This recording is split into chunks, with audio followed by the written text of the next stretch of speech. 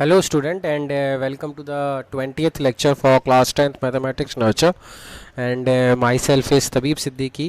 जैसा कि आपको पता है कि हमने chapter linear equation in two variables जो हमारा क्लास 10th का एनसीईआरटी का थर्ड चैप्टर है वो ऑलरेडी जो थियोरेटिकल पार्ट है उसका वो हमने कवर अप कर लिया है। ठीक है ना, linear equation in two variable का हमने जो थियोरेटिकल पार्ट है, जितना भी थ्योरी जो कवर करनी चाहिए इस चैप्टर के अंदर वो ऑलरेडी सारी डिस्कस हो गई है। इवन हमने वर्ड प्रॉब्लम का जो एप्लीकेशन पार्ट है उसके अंदर जो कंसेप्ट रिक्वायर्ड होते हैं कि स्टैंडर्ड वर्ड प्रॉब्लम आती है कौन सी है, 2 डिजिट नंबर को लेके, एज रिलेटेड प्रॉब्लम को लेके, स्पीड और डिस्टेंस और टाइम के रिलेशन को लेके, उसके ऊपर भी थोड़ी बहुत हमने कल लास्ट क्लास में बात करी थी। और उसके ऊपर मैंने आपको ये सजेशन दिया था कि जैसे जैसे वर्ड प्रॉब्लम आएगी then we are going to take those problem and identify कि how can we can solve those problem. ठीक है, तो फिलहाल के लिए what we are going to do, हम थ्योरेटिकल पार्ट हमारा ओवर हो चुका है, हमें कुछ थ्योरी डिस्कस करनी नहीं है आज के लेक्चर्स में। हमने कंसेप्चुअल क्वेश्चंस भी देख चुके थे कि बोर्ड एग्जाम में कैसे रिलेटेड क्वेश्चंस आते हैं, पूछे गए हैं।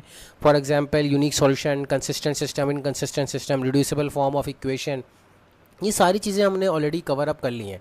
तो आज की क्लास में हम विदाउट वेस्टिंग एनी टाइम हम एक्सरसाइज की तरफ जाते हैं, जो हमारा हमेशा से एम रहता है कि चैप्टर के फिनिशिंग में हम एनसीईआरटी के सारे क्वेश्चन, एनसीईआरटी की जितनी भी एक्सरसाइजेज है उसके सारे क्वेश्चंस कवर अप करते हैं। तो before moving to the exercise also, ये एक्सरसाइज 3.1 है, फर्स्ट एक्सरसाइज है आपके एनसीईआरटी की। इससे पहले मैं आपको एनसीईआरटी की एक्सरसाइज सॉल्व करूँ, मैं आपको बता दूं कि एनसीईआरटी के अंदर 2 टाइप्स ऑफ क्वेश्चन है। एक तो ग्राफिकली, जैसे कि आपको पता था कि किसी भी लीनियर इक्वेशन इन 2 वेरिएबल्स को ग्राफिकली भी सॉल्व किया जा सकता है, तो ग्राफिकल सॉल्यूशन भी है, यानी ग्राफिकली सॉल्व करना है। तो वो ग्राफिकली सॉल्व मैं नहीं करूँगा, मैं आपको हिंट दे दूँगा कि इसका ग्राफ बनेगा कैसे, how you are going to make the graph, equation form करके दे दूंगा, लेकिन ग्राफ का बनाना आपका काम है, ग्राफ आपको ग्राफ पेपर में बनाना होगा। सो अगर आप कहोगे तो 1-2 क्वेश्चन का मैं ग्राफ बना के दिखा दूंगा, but that doesn't required, I don't think so कि किसी को कोऑर्डिनेट ज्योमेट्री के अंदर ग्राफ के पॉइंट्स मार्क करने में दिक्कत आती है। अगर वो भी दिक्कत है किसी को तो you can personally message me, तो मैं आपको सिखा दूंगा कि किस तरह ग्राफ बनाया जाता है using the coordinate system. Okay, क्योंकि वो क्लास एटलीस्ट क्लास 7 से तो हम लोग पढ़ के आ रहे हैं, थोड़ा बहुत हम पढ़ के आ रहे हैं कोऑर्डिनेट ज्योमेट्री कि एक्स कोऑर्डिनेट क्या होता है, वाई कोऑर्डिनेट क्या होता है, फिर इसको कैसे प्लॉट किया जाता है। 7th 8th में पढ़ा, फिर 9th में पढ़ा, 9th में भी हमने काफ़ी पढ़ा है। 9th में तो बल्कि लीनियर इक्वेशन इन 2 वेरिएबल का हमने पढ़ा ही यही है कि ग्राफ कैसे बनाते हैं कैसे। तो उसके बाद फिर ये क्लास 10 के अंदर ये आ ही रहा है चैप्टर। ओके, तो let us start with the first question of exercise 3.1। Actually ये क्वेश्चन ये है कि Aftab tell his daughter 7 years ago I was 7 times age old age you were then, and also 3 years from now I shall be 3 times as old you will be. Isn't this interesting? Yes, it is interesting and represent this situation algebraically and graphically. Actually linear equation का ये age related problem है, 2 person यहाँ पे deal हो रहे हैं और आफ्ताब और उसकी एक daughter. Okay, so let me right the explanation part. Exercise 3.1 question number 1, 2 person है यहाँ पे, एक तो आफ्ताब है और एक इसकी डॉटर है। ठीक है, आफ्ताब कह रहा है, क्या कह रहा है वो देख लेते हैं। कह ये रहा है वो कि 3 years from now 7 years ago, sorry 7 years ago I was 7 times age old age you were then. यानी वो कह रहा है कि 7 साल पहले मैं तुम्हारे से 7 times age old you were then. तो पहले एक्चुअली हम आज की एज इसके निकाल लेते हैं, फिर अपन इसके 7 साल पहले की एज की बात करेंगे। तो अगर इसकी आप आज की एज की बात करो, प्रेजेंट एज, तो अपन कैसे लिखते थे, 0 या। तो लेट अस सपोज आफ्ताब की आज की एज x है और डॉटर की आज की एज यानी प्रेजेंट एज y है। तो अगर अपन 7 years ago की बात करें तो 7 years ago आफ्ताब की एज क्या हो जाएगी, x - 7, और डॉटर की एज कितनी हो जाएगी, y - 7।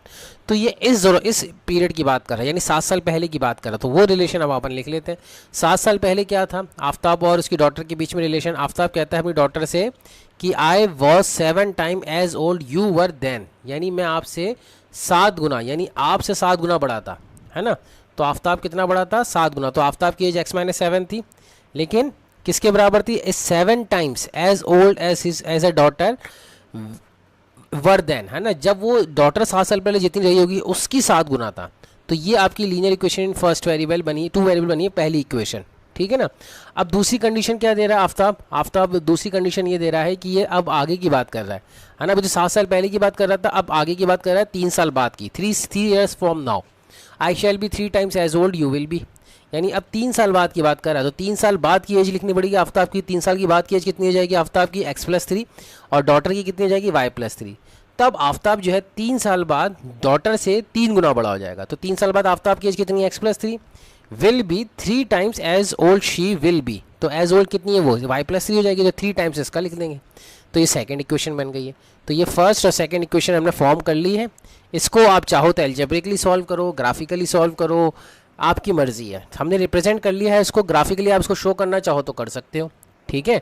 वैसे भी ये कंसिस्टेंट सॉल्यूशन आएगा, यूनिक सॉल्यूशन देगा आपको, तो आप कर लेना, इसको इजीली सॉल्व हो जाएगा। ग्राफ पेपर में आप बॉक्स बनाओ, दोनों इक्वेशन का बॉक्स बनाना पड़ेगा।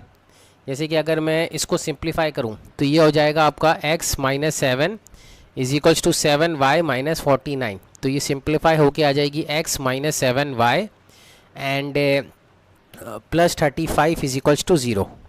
ओके, और इसको सिंप्लीफाई किया जाए तो ये हो जाएगा 7y - 35, ये आ जाएगा x = 7y - 35। तो अगर इसका ग्राफ अगर आप इसी तरह दूसरी भी क्वेश्चन फॉर्म कर लेते हैं, ये हो जाएगा x+3 = 3y + 9, ये हो जाएगा x - 3y and it comes out to be -6, right. x - 3y and 3 - 9 = -6, तो ये x की वैल्यू आ जाएगी 3y + 6। अब इन दोनों का ग्राफ आप बना सकते हो यूजिंग द ग्राफ पेपर। पहले तो आपको x और पहली क्वेश्चन का आपको x और y लिखना पड़ेगा। तो अगर मैं y की वैल्यू यहाँ पे सपोज करो मैं 5 डालता हूँ तो x की वैल्यू कितनी आ जाएगी 0। y की वैल्यू मैं 6 डालता हूँ तो x की वैल्यू कितनी आ जाएगी 7। तो ये तो आपको दो कोऑर्डिनेट्स मिल गए, इनको आप ज्वाइन करोगे तो आपको एक स्ट्रेट लाइन मिल जाएगी। इसी तरह ये तो इसकी बात हो गई, किसकी बात हो गई, x = 7y - 35 की। इसी तरह आप सेकेंड इक्वेशन का भी ग्राफ बना सकते हो यूजिंग दिस सिस्टम। तो आप y की वैल्यू 0 डाल दो, है ना, या -1 डाल दो, चलो y की वैल्यू -1 डाल देते हैं, तो x की वैल्यू कितनी आ जाएगी 3, और y की वैल्यू -2 डाल दो तो x की वैल्यू कितनी आ जाएगी 0। तो ये आपको सेकंड इक्वेशन के ग्राफ मिल जाएगा। यहाँ से आप सेकंड इक्वेशन की स्ट्रेट लाइन बना सकते हो, x = 3y + 6। अब दोनों इक्वेशन को आप साइमल्टेनियसली ग्राफ पे सब बना लो, आपको आंसर ही मिल जाएगा, x और y की यूनिक वैल्यू मिल जाएगी, ठीक है। तो this is how we will solve this particular question. Represent करना है बस, सॉल्व नहीं करना है, तो हमने सॉल्व रिप्रेजेंट भी कर दिया है, ठीक है। Now again next question, the coach of a cricket team buys 3 bats and 6 balls for ₹3900. Later she buys another bat and 3 balls of the same kind for ₹1300. Represent this situation graphically. तो मान लेते हैं कि एक bat की cost, है ना, question number 2 के अंदर क्या लिखेंगे कि 1 बैट की कॉस्ट अपन मान लेते हैं कि x रुपीज़ है और 1 बॉल की कॉस्ट अपन मान लेते हैं y रुपीज़ है, ठीक है। तो अगर 3 बैट्स और 6 बॉल की कॉस्ट कितनी हो जाएगी, तो एक बैट की कॉस्ट x रुपीज़ है तो 3 बैट की कॉस्ट कितनी हो जाएगी 3x, और एक बॉल की कॉस्ट y रुपीज़ है तो 6 बॉल की कॉस्ट कितनी हो जाएगी 6y, तो 3x + 6y कितना आ जाएगा 3900। ये सिंपल इक्वेशन बन गई। और ये कह रहा है कि later she buys another bat, यानी एक ही बैट खरीदता है, यानी x रुपीज़ का एक बैट खरीदता है और 3 more balls, तो 3 more balls और ख़रीदता है ऑफ सेम काइंड, तो 3 बॉल और ले लेता है, तो 3 बॉल की कॉस्ट कितनी जाएगी 3y, तो ये कितने का आ जाएगा 1300 का। तो ये इक्वेशन बन रही है। रिप्रेजेंट दिस सिचुएशन ग्राफिकली, तो हमने ग्राफिकली, आप इसको ग्राफ बनाना चाहो तो आप बना सकते हो, इसमें भी कोई इशू नहीं आना चाहिए आपको, होपफुली, ठीक है। तो क्वेश्चन नंबर 2 का ग्राफ मतलब इक्वेशन तो फॉर्म करना बहुत ही आसान था, बहुत सिंपल इक्वेशन दे रखी थी। नाउ आ जाते हैं थर्ड क्वेश्चन पे, the cost of 2 kg of apples and 1 kg of grapes, यानी दो क्वांटिटी नजर आ रही है एप्पल्स और ग्रेप्स, तो दो अपने को वेरिएबल मानने पड़ेंगे x और y। अब पर केजी के हिसाब से आप इसके अंदर अजम्पशन कर सकते हो, ठीक है। तो मैं लिख देता हूँ यहाँ पे थर्ड क्वेश्चन के अंदर, आप सपोज करो कि 1 kg एप्पल की कॉस्ट है x रुपीज़ और 1 kg और ग्रेप्स की कॉस्ट है सपोज y रुपीज़, ठीक है। तो 2 kg एप्पल की कॉस्ट कितनी हो जाएगी 2x और 1 kg ऑफ ग्रेप्स की कॉस्ट y रहेगी, ये कितनी आ रही है 160 रुपीज़। इसी तरह after a month the cost of 4 kg apples, तो 4x, 1 kg एप्पल की कॉस्ट तो x है ना, तो 4 kg की कितनी हो जाएगी 4x, और 2 kg ग्रेप्स की कॉस्ट कितनी हो जाएगी, 1 kg ग्रेप्स की कॉस्ट y है तो 2 kg ग्रेप्स की 2y हो जाएगी, तो 4x + 2y ये किसके बराबर आ जाएगा 300, इतनी कॉस्ट है। तो ये दो इक्वेशन बन गई है। इसको सॉल्व करना तो बहुत आसान है ना, ग्राफिकली सॉल्व कर सकते हो, एलिमिनेशन, सब्स्टिट्यूशन, क्रॉस मल्टीप्लिकेशन, किसी भी तीनों मेथड, चारों मेथड से आप सॉल्व करना चाहते हो, पर इस एक्सरसाइज के अंदर हमें सिर्फ इक्वेशन बना के ग्राफ के अंदर रिप्रेजेंट करना है, तो ग्राफ का काम आपको खुद को करना है ना। तो एक्सरसाइज 3.1 के अंदर ये तीनों question application of linear equation in 2 variable से रिलेटेड थे, यानी वर्ड प्रॉब्लम से रिलेटेड थे। तो आई होप कि आप इन क्वेश्चंस को कर लोगे इजीली। नहीं होते हैं ग्राफ में, अगर नहीं बन पाते हैं तो मुझे आप बताना, आप शेयर कर देना अपना होमवर्क, तो मैं आप देख लूँगा उस चीज़ को वहाँ पे, ठीक है ना। अब आ जाते हैं एक्सरसाइज 3.2 पे। एक्सरसाइज 3.2 मोर और लेस अगेन वो कंसिस्टेंट और इनकंसिस्टेंट वाला खेल इसमें बता रहा है। ये कह रहा है कि form the pair of linear equation in which the following problems and find their solution graphically. Again graphically आपको सॉल्व करना है, ग्राफ पेपर पे इसके सॉल्यूशन बनाइए और उसमें चेक करिए कि आप उसको ग्राफ पेपर बना पा रहे हो या नहीं बना पा रहे हो। ये कह रहा है कि पहला पार्ट है कि 10 student of class 10th took part in mathematics quiz. कितने स्टूडेंट पार्ट करते हैं इसके अंदर? 10 student. If the number of girls is 4 more than the number of boys, ठीक है ना। तो अपन मान लेते हैं फर्स्ट पार्ट के अंदर कि गर्ल्स जो है if the number of girls is 4 more than, तो गर्ल्स और बॉयज़, गर्ल्स को अपन मान लेते हैं y है और बॉयज़ को अपन मान लेते हैं कि x है, ठीक है। तो अब ये कह रहा है कि if the number of girls, यानी टोटल स्टूडेंट तो कितने हैं? टोटल स्टूडेंट तो हो जाएंगे 10 स्टूडेंट है, तो यानी x प्लस वाई, एक इक्वेशन तो बन गई 10। भाई गर्ल्स और बॉयज़ मिला के कितने स्टूडेंट आने चाहिए? 10, तो टोटल स्टूडेंट 10 आ गए। लेकिन दूसरी रिलेशन ये कह रहा है कि if the number of girls is 4 मोर, यानी गर्ल्स जो है नंबर ऑफ गर्ल्स इज़ का मतलब इक्वल्स 4 मोर, तो 4 मोर का मतलब 4 प्लस देन बॉयज़, तो बॉयज़ कितने? x, तो ये दूसरी इक्वेशन बन गई। यानी दूसरी इक्वेशन क्या हो जाएगी यहाँ पे, अगर अपन लिखना चाहें इस इक्वेशन को, तो ये हो जाएगी x minus y is equals to -4। तो अब इन दोनों इक्वेशन को आप ग्राफिकली बना लीजिए, आपको आंसर मिल जाएगा। ये पार्ट 1 का आंसर है। भाई टोटल नंबर ऑफ स्टूडेंट कितने थे? 10 थे, तो x प्लस वाई 10 आ गया, और गर्ल्स जो है 4 ज़्यादा हैं बॉयज से, तो y is equals to 4 plus x आ गया। This is how we can formulate the equation for this particular question. अब आप इसको ग्राफ पेपर बना लीजिए, है ना। अब दूसरा क्वेश्चन है 5 पेंसिल 7 पेन्स कॉस्ट ₹40। तो भाई एक पेंसिल की कॉस्ट को आप मान लीजिए x और एक पेन की कॉस्ट को आप मान लीजिए y। तो 5 पेंसिल की कॉस्ट कितनी हो जाएगी? 5x, और 7 पेन्स की कॉस्ट कितनी हो जाएगी? 7y, क्योंकि एक एक की कितनी है? x और y रेस्पेक्टिवली है। तो 5x प्लस 7y कितना आ जाएगा? 50। ये पहली इक्वेशन हो गई है। इसी तरह एक पेंसिल की कॉस्ट तो x है, तो 7 पेंसिल की कॉस्ट कितनी हो जाएगी? 7x, और ये कितना है पेन्स? 5y, तो 7x प्लस 5y ये कितना आना चाहिए? 46। तो ये भी आ गए अपने पास। तो ये दोनों इक्वेशन बन गई, 5x plus 7y is equals to 50 and 7x plus 5y is equals to 46। दोनों इक्वेशन को आप ग्राफ पेपर बनाना है। आप ग्राफ पेपर बनाइए, सबमिट करिए अपना होमवर्क, मैं देखूंगा कि आपने ग्राफ सही बनाया है या नहीं बनाया। ओके, वर्ड प्रॉब्लम का मोर और लेस खेल जो होता है वो ये होता है कि जो भी इंग्लिश लैंग्वेज है उसको आप मैथमेटिकल लैंग्वेज में कन्वर्ट कर लीजिए। इंग्लिश में लिखा रहेगा आपके पास, जाहिर सी बात है वर्ड प्रॉब्लम, उसको जो आपको समझ में आ रहा है, जो आपको अंग्रेज़ी में जो भी कुछ समझ में आया है उसको आप मैथमेटिक्स में कन्वर्ट कर लीजिए, इक्वेशन की फॉर्म में कन्वर्ट कर लीजिए, ठीक है ना। जैसा जैसा क्वेश्चन कहता जा रहा है वैसे वैसे इक्वेशन को अपने को फॉर्मुलेट करनी है। तो एक्सरसाइज 3.2 का क्वेश्चन नंबर 1 जो था मोर और लेस इक्वेशन फॉर्मिंग का था, और फिर आपको उसको ग्राफ पेपर में इसको बनाना है, ठीक है। एक्सरसाइज 3.2 का सेकंड क्वेश्चन ये है कि वो कंसिस्टेंट और इनकंसिस्टेंट के बारे में बात करनी है, यानी लाइन इंटरसेक्टिंग होगी या पैरेलल होगी या कोइंसिडेंट होगी। तो वो सिंपल है, अपने को पता है कि रिलेशन क्या होता है। रिलेशन होता है A1/A2, B1/B2 एंड C1/C2। इसके बारे में हमें रिलेशन पता होना चाहिए। तो फर्स्ट पार्ट आप देखें तो ये आ रहा है 5/7 A1/A2 और आ रहा है -4/6।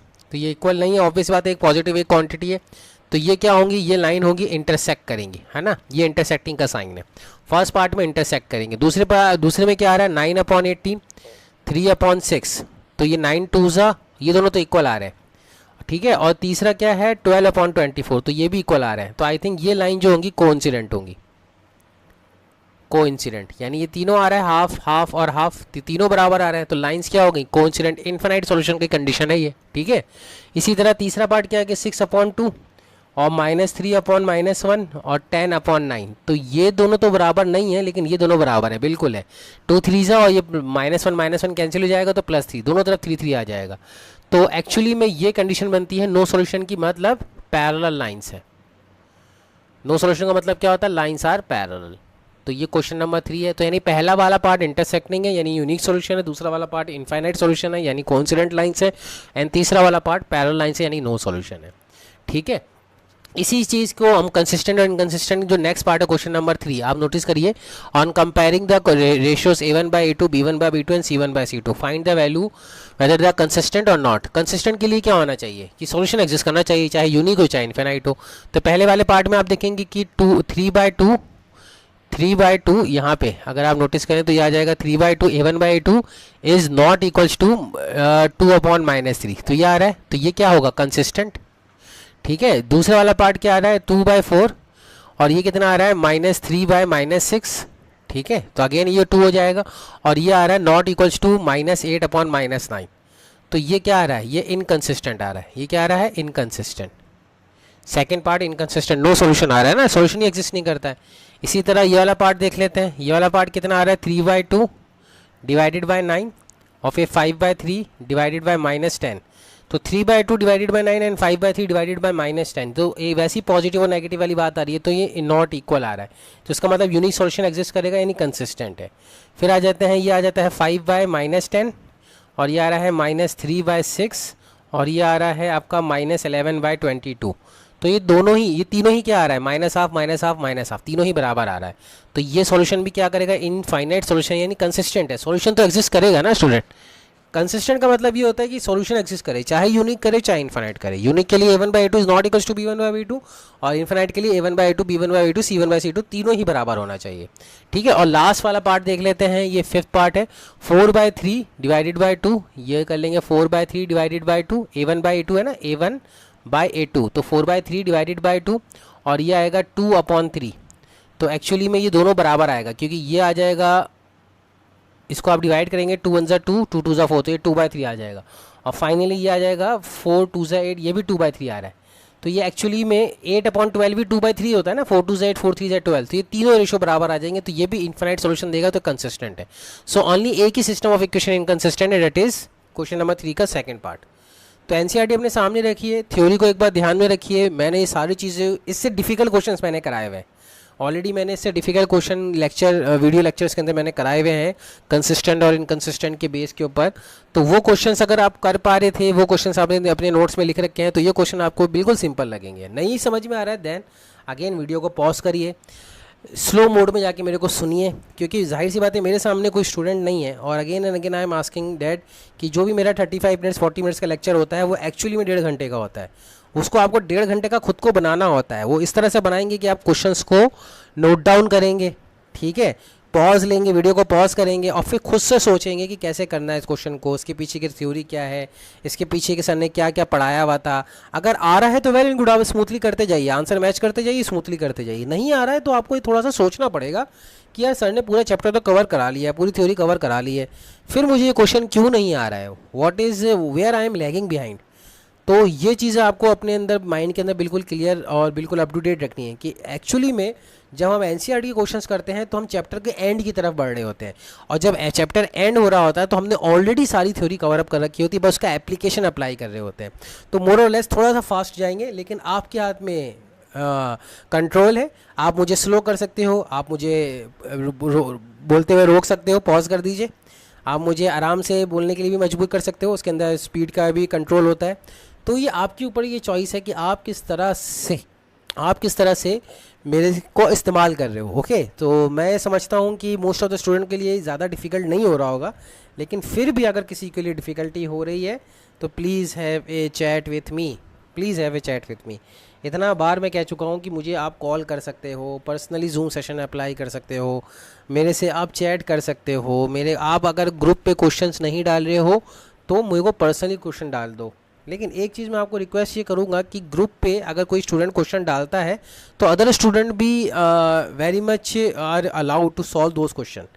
यानी अगर मान लीजिए कि एक स्टूडेंट है, इसने क्वेश्चन डाला, अब किसी और स्टूडेंट को वो क्वेश्चन आता है तो वो चाहे तो उसका सोल्यूशन पोस्ट कर सकता है, तो वो वेल एंड गुड होगा, आपस में एक दूसरे की आप मदद कर सकते हो, ठीक है ना।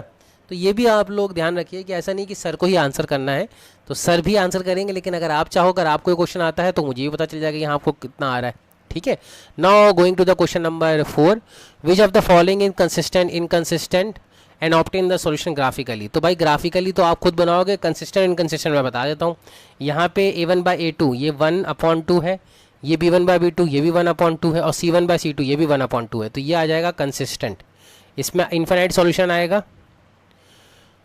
और लाइन कोइंसिडेंट होगी, यानी दोनों लाइन सेम होगी। वैसे भी अगर आप यहाँ पे देखो कि 2 कॉमन ले लो, अगर यहाँ पे आप 2 कॉमन ले लो तो ये हो जाएगा x + y = 10, तो सेम ही लाइन आ जाएगी। सेम ही लाइन का मतलब क्या होता है, लाइन आर कंसिस्टेंट है ना, x + y = 5। तो फर्स्ट का पार्ट तो यही हो गया कि इनफाइनाइट सॉल्यूशन आएगा, दोनों सेम लाइन है तो एक के ऊपर एक लाइन बनेगी, जाहिर सी बात है दोनों ही लाइन सेम है तो ग्राफ पेपर में तो एक ही लाइन दिखी नजर आएगी ना, ये कहने का मतलब है। सेकेंड पार्ट अपन देख लेते हैं। सेकेंड पार्ट है x और इसका कोएफिशिएंट 1 है, इसका कोएफिशिएंट 3 है, तो ये 1/3 इसका कोविशन -1, इसका कोविशन -3 है, तो ये भी आ जाएगा 1/3। और इसका क्वेश्चन 8 है, इसका क्वेश्चन 16 है, तो ये आ जाएगा हाफ। तो ये दोनों तो बराबर है, तीसरे के बराबर नहीं है। a1/a2 is equals to b1/a2 is not equals to c1/c2। तो ये इनकंसिस्टेंट है। इनकंसिस्टेंट क्यों है? क्योंकि ये नो सॉल्यूशन देगा। नो सॉल्यूशन क्यों दे रहा है? ग्राफिकली पैरेलल लाइंस आएंगी। अब लिटरली पैरेलल लाइंस बनेगी, आप चेक कर लेना ग्राफ पेपर में बना के, है ना। लिटरली पैरेलल लाइंस बनेगी इस क्वेश्चन के अंदर। तो ये सेकंड पार्ट हो गया। इसी तरह थर्ड पार्ट पे आ जाते हैं। इसका कोविशन 2 है, इसका कोविशन 4 है, तो 2/4 हाफ होता है, ये हाफ लिख लिया। इसका कोविशन 1 है, इसका कोविशन -2 है, तो 1/-2 माइनस हाफ होता है। तो जाहिर सी बात है ये दोनों बराबर नहीं आ रहे, तो यूनिक सॉल्यूशन का एग्जिस्ट करेगा। कंसिस्टेंट है, यूनिक सॉल्यूशन एग्जिस्ट करेगा और इंटरसेक्टिंग लाइन बनेगी, इंटरसेक्टिंग लाइंस। ठीक है, फिर आ जाते हैं फोर्थ पार्ट पे। फिर होता है इसका कोविशन 2 है, इसका कोविशन 4 है, तो ये भी हाफ आ जाएगा। इसका कोविशन -2, इसका कोविशन -4 है, तो ये भी हाफ आ जाएगा। 2 -2/-4 कितना होता है? हाफ। और इसका कोविशन -2, इसका -5 है, तो ये आ जाएगा नॉट इक्वल्स टू 2/5। तो ये अगेन इनकंसिस्टेंट हो गया है, नो सॉल्यूशन बनेगा। अगेन दोनों की पैरेलल लाइंस आएंगी, पैरेलल लाइंस आएंगी। ठीक है, तो इस तरह से हम क्वेश्चंस को कवर अप कर सकते हैं। तो ये फोर्थ क्वेश्चन का चारों पार्ट थे, जिसको आपको ग्राफिकली भी सॉल्व करके देखना है कि इसके चारों पार्ट बन रहे हैं या नहीं बन रहे। ठीक है, तो होपफुली आप लोगों को ये क्वेश्चन समझ में आया होगा। Now move to the fifth question. Fifth question, six question, ये सारी फिफ्थ क्वेश्चन तो एक्चुअली वर्ड प्रॉब्लम है। Half the perimeter of the rectangular garden whose length is 4 metre more than its width is 36 metre, find the dimensions of the garden. देखो question number 5 कर लेते हैं एक बार, word problem है तो उसको एक बार एनालाइज कर लेते हैं। क्वेश्चन नंबर 5, देखो एक रेक्टेंगल है, तो इसका पेरीमीटर की बारे में बात कर रहे हैं, है ना। तो एक रेक्टेंगल पहले बना लेते हैं होपफुली। और रेक्टेंगल के बारे में पेरीमीटर आपको पता ही कि क्या होता है, 2 टाइम्स लेंथ इनटू ब्रेथ, है ना। तो 2 टाइम्स लेंथ इनटू ब्रेथ इसका पेरीमीटर होता है। सपोज करो ये एक रेक्टेंगल है, और अगर हम इसके पेरीमीटर की बात करें तो पेरीमीटर आप बना सकते हो। सपोज करो ये लेंथ है, ये ब्रेथ है, तो पेरीमीटर को लिखा जा सकता है 2 टाइम्स लेंथ प्लस ब्रेथ। अब ये कह रहा है कि half of the perimeter, question क्या कह रहा है? क्वेश्चन कह रहा है कि हाफ ऑफ द पेरीमीटर। तो हाफ ऑफ द पेरीमीटर कितना हो जाएगा? इसको 2 से डिवाइड कर दिए, p/2, तो ये आ जाएगा l+b। ठीक है ना। ये दे रखा हाफ ऑफ द पेरीमीटर एक रेक्टेंगल का, वो हमें दे रखा कितना, वो दे रखा, अगर आप नोटिस करें कि half of the perimeter of the rectangular garden, ये आप बाद में देखेंगे, इज़ कितना है 36 मीटर। तो यानी ये जो दे रखा है, ये दे रखा है 36 मीटर। ठीक है, तो आप इसको तो x मान लें और ब्रेथ को आप y मान लें, तो आपके पास इक्वेशन क्या बन जाएगी? x + y = 36। ये एक इक्वेशन आ गई, इक्वेशन नंबर 1। अब दूसरी इक्वेशन के लिए आप नोटिस करें, हम क्या करेंगे, दूसरी इक्वेशन के लिए हम दूसरी इंफॉर्मेशन को लेंगे साथ में। तो दूसरी इक्वेशन है हमारे पास, whose length is 4 metre more than its width. तो विड्थ जो लेंथ है वो विड्थ से 4 मीटर ज़्यादा है, तो लेंथ क्या है? x है। विड्थ से length is 4 metre more than, whose length is 4 metre more than its width. तो x जो है वो y से यानी विड्थ से 4 मीटर ज़्यादा है। ये इक्वेशन बनेगी, x is length x is equals to 4 metre more, 4 plus more than width, तो विड्थ y, ये लिख दिया। अब यहाँ पे सब्स्टिट्यूशन मेथड काम ले लीजिए, x की वैल्यू यहाँ पे पुट कर दिए 4 + y, तो हमने पुट कर दी 4 + y इज इक्वल्स टू 36, तो 2y इज इक्वल्स टू 32, तो y is equals to 8 unit. तो यहाँ से sorry y equals to 16 unit आ जाएगा। तो यहाँ से हमने इसको हटाया और ये लिखा 16 यूनिट।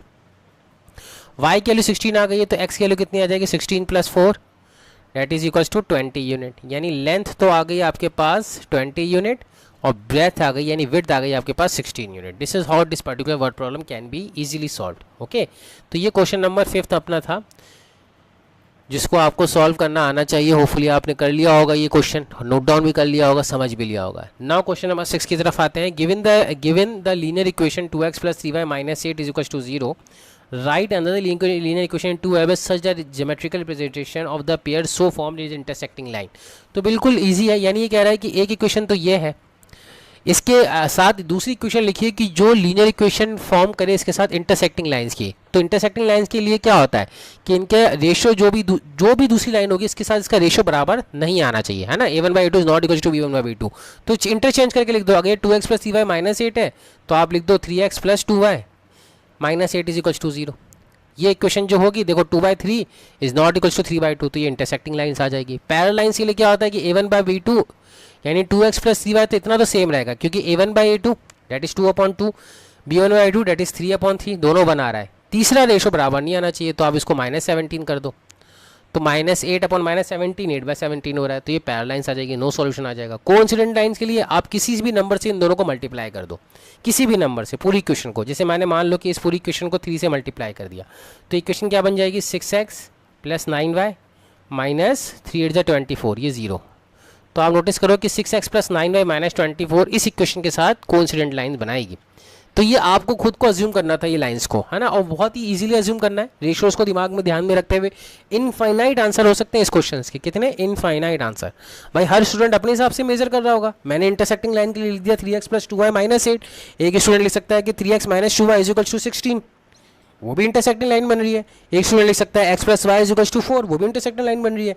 इंटरसेक्टिंग लाइंस के लिए तो बस इतना फंडा काम करना चाहिए कि a1/a2 is not equal to b1/b2।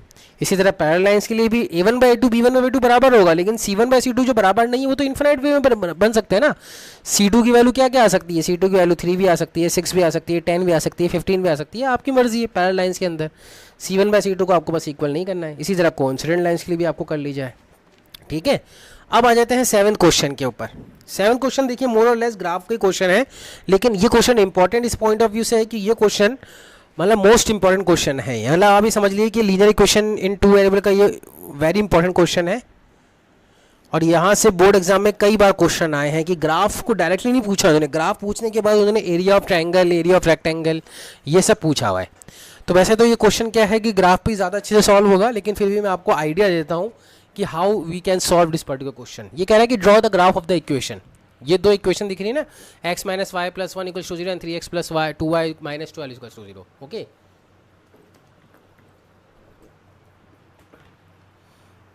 तो चलो मैं एक बार इक्वेशन को बना के दिखा देता हूँ, ग्राफ मोर और लेस दिखेगा कैसे। तो पहले इसको अपन ग्राफ पेपर बनाने की कोशिश करते हैं। मेरा इतना बढ़िया ग्राफ नहीं आएगा, लेकिन होपफुली अगर अच्छा आ जाता है तो वेल एंड गुड, नहीं आता तो आप उसी से समझिएगा कि इस तरह से ही ग्राफ बनेगा, ठीक है। तो ये सपोज करो ये y एक्सिस है और ये हमारी x एक्सिस है। हमारे पास दो इक्वेशन है, एक इक्वेशन है हमारे पास x - y + 1 = 0, तो हमने लिख लिया x - y + 1 = 0। और दूसरी इक्वेशन है हमारे पास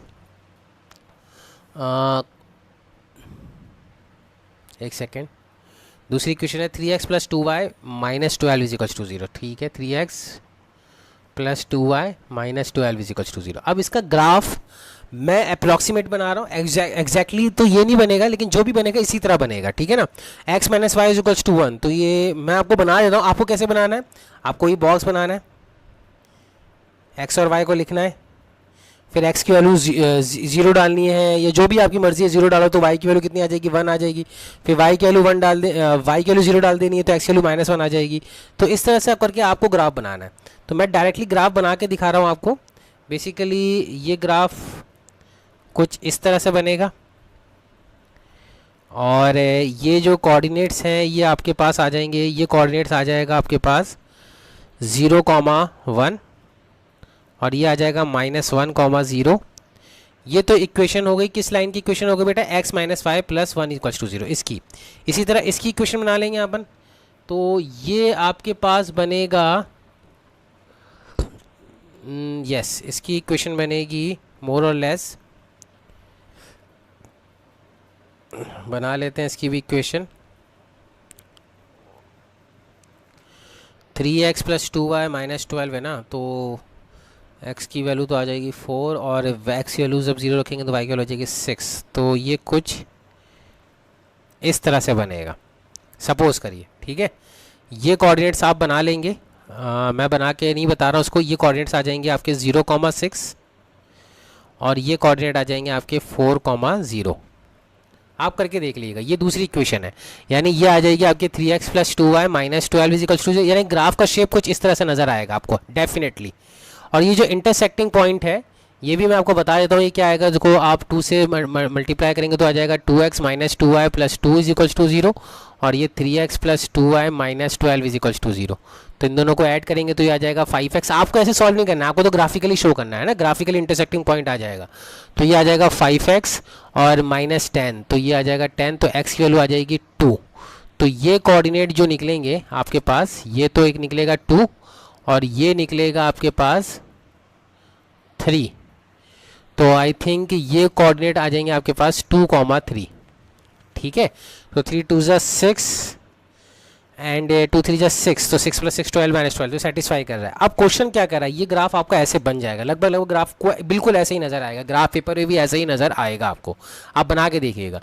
इसके बाद क्वेश्चन क्या कह रहा है वो देख लेते हैं। क्वेश्चन ये कह रहा है कि ड्रॉ द ग्राफ, हमने बना दिया, determine the coordinates of the vertices of a triangle formed by these lines x axis and the shade the triangular region. या आपको ये बताना कि एरिया ऑफ ट्रायंगल भी निकाल लीजिए। यानी कह रहा है कि coordinate axis, coordinate of the vertices of a triangle form by these line and the x axis, यानी ये जो लाइंस है और एक्स एक्सिस है, यानी ये दो लाइंस बन रही है, आपको बात समझ में आ रही है, ये दो लाइन जो दिख रही है, यानी ये पॉइंट ए ले लेते हैं अपन, सपोज करो, हाँ ये पॉइंट हम ले लेते हैं ए, ठीक है, ये पॉइंट ले लेते हैं बी और ये पॉइंट ले लेते हैं सी। तो ये देखिए ए बी और ए सी ये दो लाइंस है और ये एक्स एक्सिस है, ठीक है ना। तो ये दो लाइंस और एक्स एक्सिस जो ट्रायंगल बना रही है इसको शेड करना है और इसके कोऑर्डिनेट्स भी मार्क करने हैं। तो कोऑर्डिनेट्स हमने मार्क कर ही लिए। ए के कोऑर्डिनेट कितने हैं, ए के कोऑर्डिनेट है 2,3, बी के कोऑर्डिनेट कितने हैं, बी के कोऑर्डिनेट है -1,0 और सी के कोऑर्डिनेट हमने ऑलरेडी मार्क कर रखे 4,0।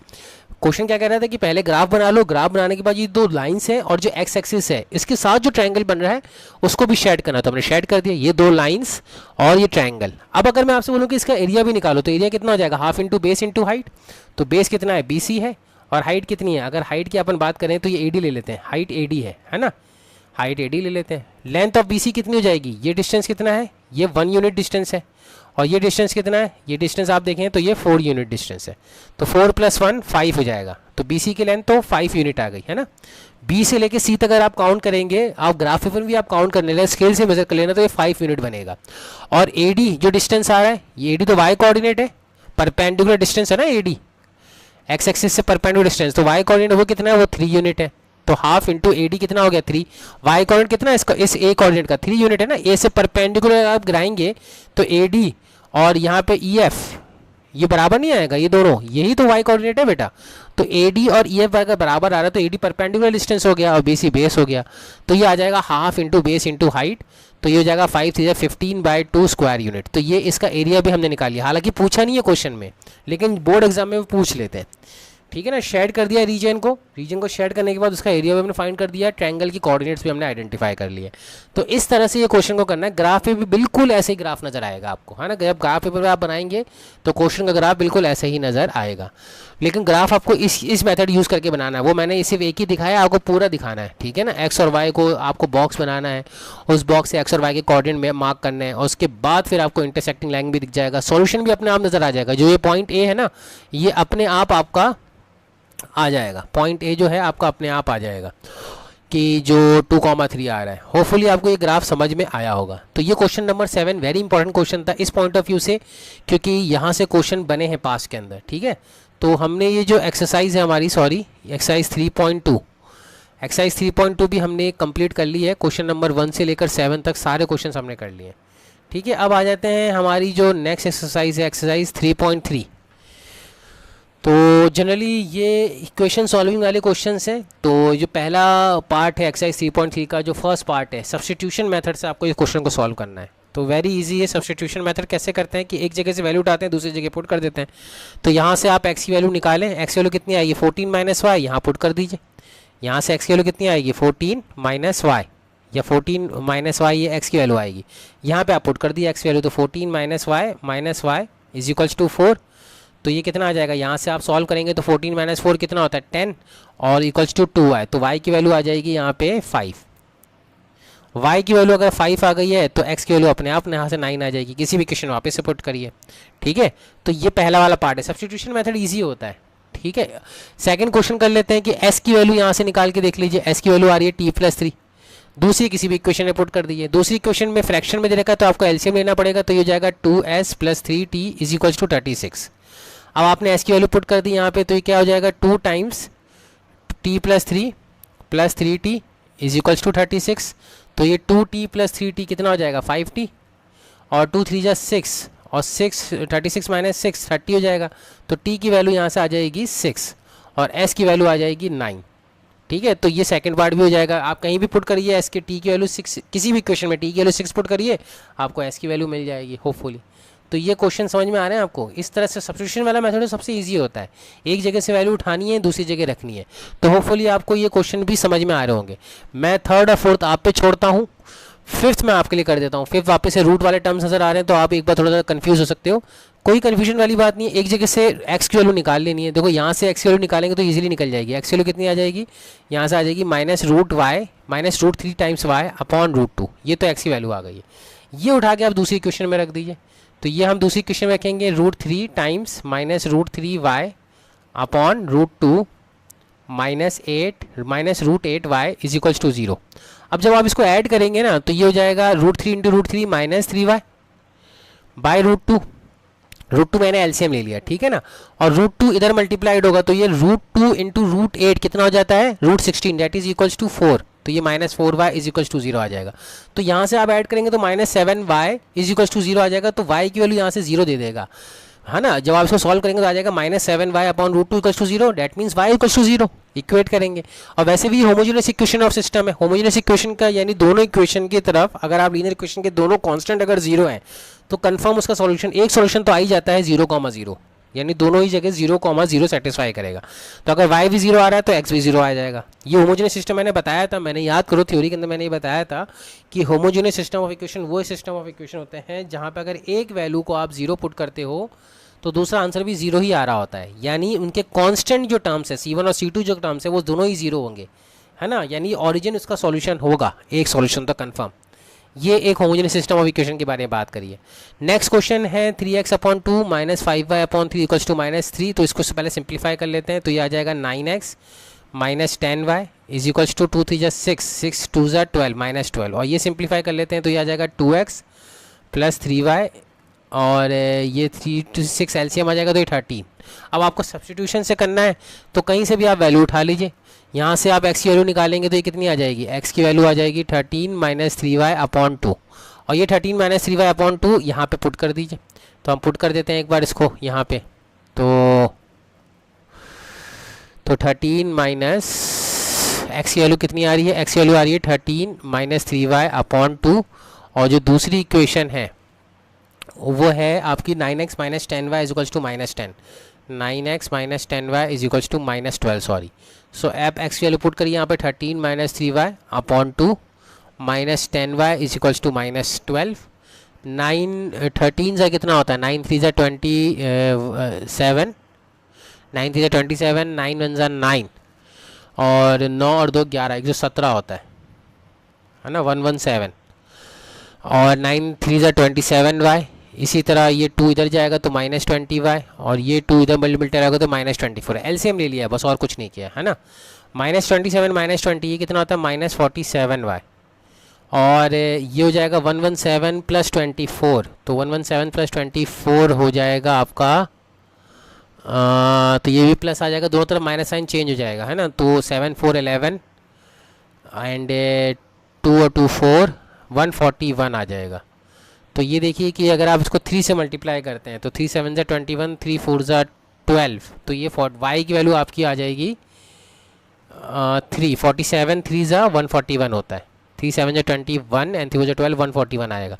तो y की वैल्यू अगर आपकी 3 आ रही है तो यहाँ पे x की वैल्यू भी निकल जाएगी, 13 - 3 इंटू 3 अपॉन 2, तो x इक्वल टू 13 - 9 अपॉन 2। 13 - 9 कितना होता है, 13 - 9 4 होता है, तो 4 upon 2 that is equals to 2। तो x की वैल्यू यहाँ से 2 आ रही है और y की वैल्यू यहाँ से 3 आ रही है। तो ये क्वेश्चन का आंसर है इस पर्टिकुलर क्वेश्चन का।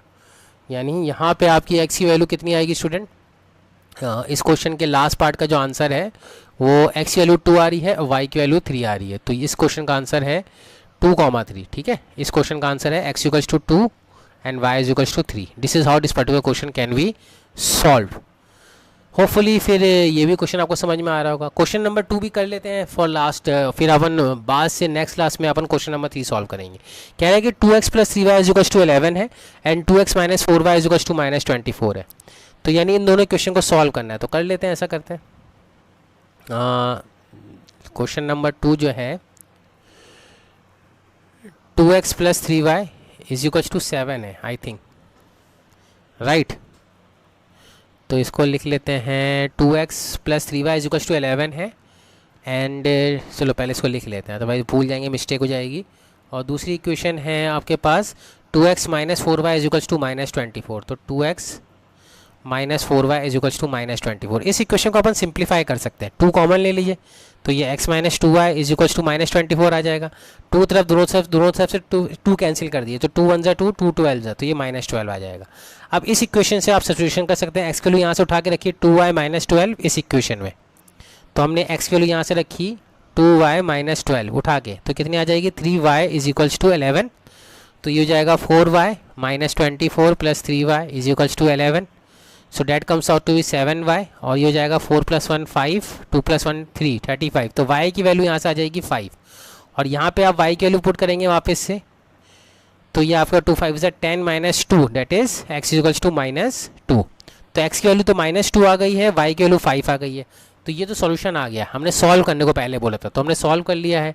नेक्स्ट जो आपसे पूछ रहा है वो ये कह रहा है कि find the value of m for which y is equals to mx plus 3. Find the value of m for which y is equals to mx plus 3. यानी ये क्वेश्चन कह रहा है कि ये जो सॉल्यूशन इसका निकलेगा ना, इस इक्वेशन को भी सेटिस्फाई कर रहा है. y is equals to mx plus 3 को भी सेटिस्फाई कर रहा है. किसको?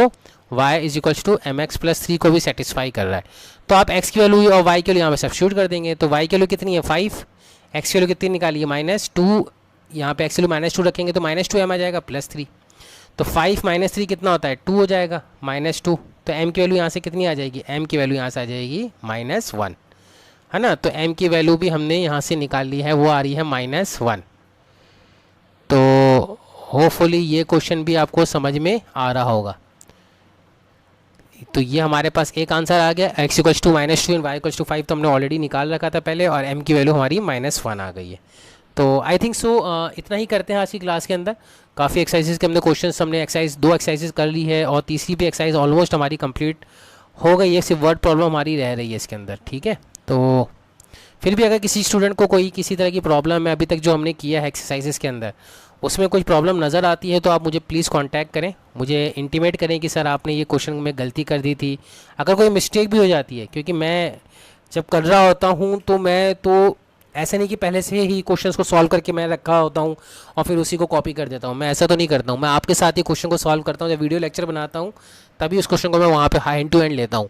तो हो सकता है कि एक आध क्वेश्चन में मिस्टेक हो जाती हो मेरे से, तो उसके लिए आप मुझे नोटिफाई कर दें कि सर आपने ये मिस्टेक कर दी थी, इसको सही कर लीजिए, या फिर सब जगह आप खुद ही ग्रुप पे डाल दीजिए स्क्रीनशॉट लेके कि सर ने यहाँ पे मिस्टेक करी है.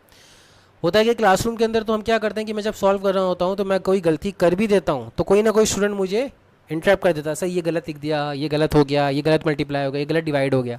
लेकिन यहाँ पे ऐसा पॉसिबल नहीं है. तो काफ़ी चीज़ें हैं जो अब आपको भी मेरे साथ साथ सीखनी है ना, ऑनलाइन मोड के अंदर. तो होपफुली आप इस चीज़ को एज ए पॉजिटिव वे में रखोगे और इसको एज ए एनर्जेटिक वे में इसको सॉल्व करने की कोशिश करोगे होपफुली. अगर और किसी को कोई परेशानी है, कोई प्रॉब्लम है, then you can contact me. So I hope so we will end here only by this note only. Thank you for listening for today's session. We will meet in our next class. Take care. Bye.